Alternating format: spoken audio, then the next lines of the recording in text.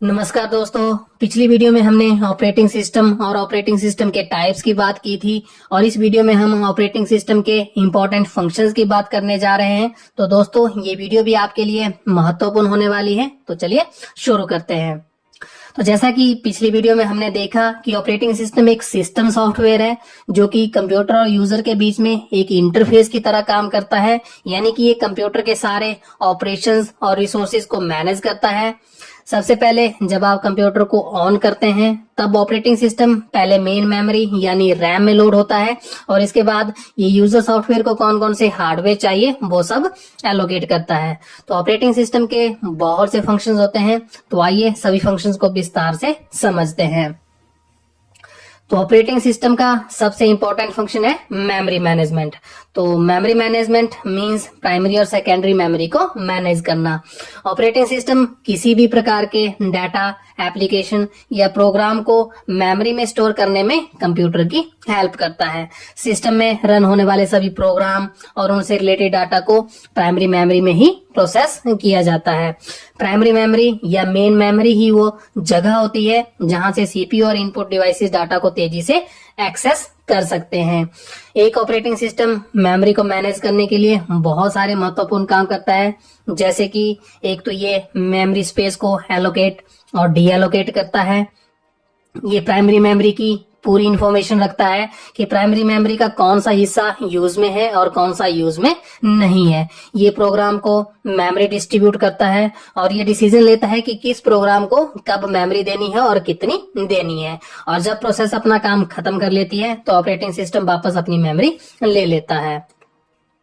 तो memory management में memory allocation भी दो प्रकार से किया जाता है, फिक्स साइज पार्टीशन एलोकेशन और दूसरा है वेरिएबल साइज पार्टीशन एलोकेशन।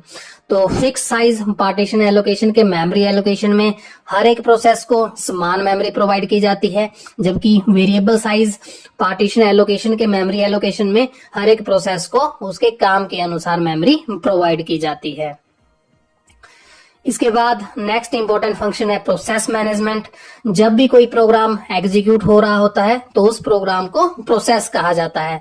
किसी भी टास्क को पूरा करने के लिए किसी भी प्रोसेस को कुछ जरूरी रिसोर्सेज जैसे CPU time, memory, files, input output devices आदि चीजों की आवश्यकता होती है।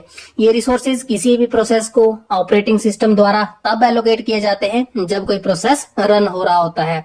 ऑपरेटिंग सिस्टम ये भी एंश्योर करता है कि किस प्रोसेस को कितने समय तक रिसोर्सेज उपलब्ध कराना है और टास्क कंप्लीट होने पर रिसोर्सेज को डी एलोकेट करना है। ये काम भी ऑपरेटिंग सिस्टम का ही होता है। ये जो प्रोसेस है ये भी दो प्रकार के होते हैं, ऑपरेटिंग सिस्टम के प्रोसेस और यूजर के प्रोसेस। ऑपरेटिंग सिस्टम के प्रोसेस सिस्टम कोड को एग्जीक्यूट करते हैं और जबकि यूजर के प्रोसेस यूजर के कोड को एग्जीक्यूट करते हैं।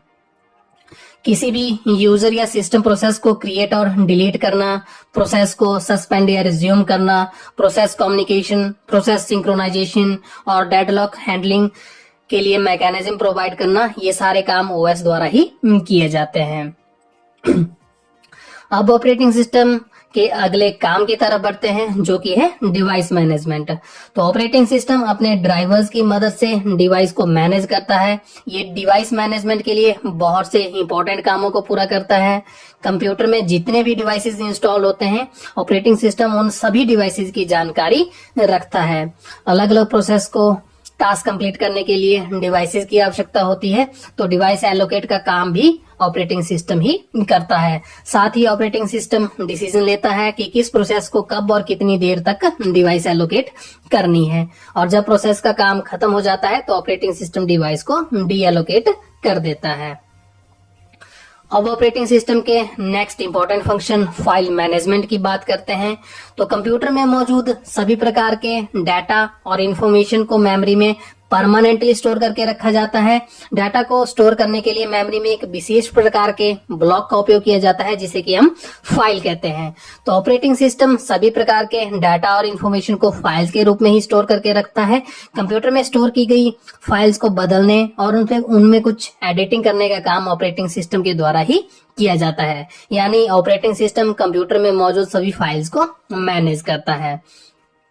सभी फाइल्स की जानकारी रखना, फाइल्स को क्रिएट करना, डिलीट करना, डायरेक्टरीज को क्रिएट और डिलीट करना, फाइल्स को सेकेंडरी स्टोरेज डिवाइसेस में सेव करना और यूजर की इंस्ट्रक्शन पर ओपन करना, ये सारे काम फाइल मैनेजमेंट के अंतर्गत ही आते हैं।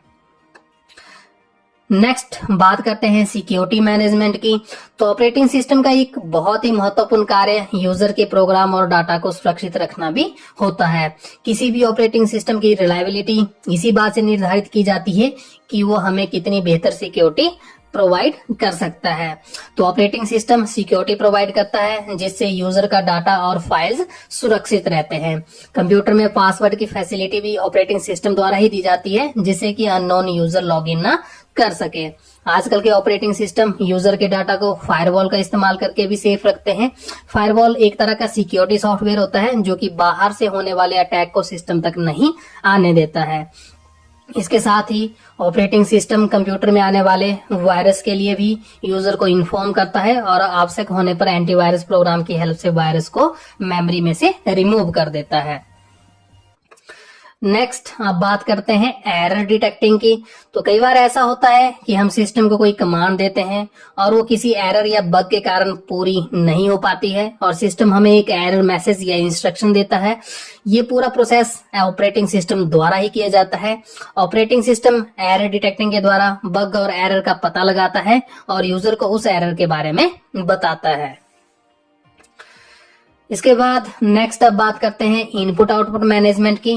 तो इनपुट आउटपुट मैनेजमेंट किसी भी ऑपरेटिंग सिस्टम की सबसे महत्वपूर्ण प्रोसेस होती है। इसके द्वारा ऑपरेटिंग सिस्टम यूजर द्वारा इनपुट के रूप में डाटा लेता है और उस डाटा को अपने सिस्टम में प्रोसेस करता है और आउटपुट को मॉनिटर तथा प्रिंटर के द्वारा यूजर को शो कराता है।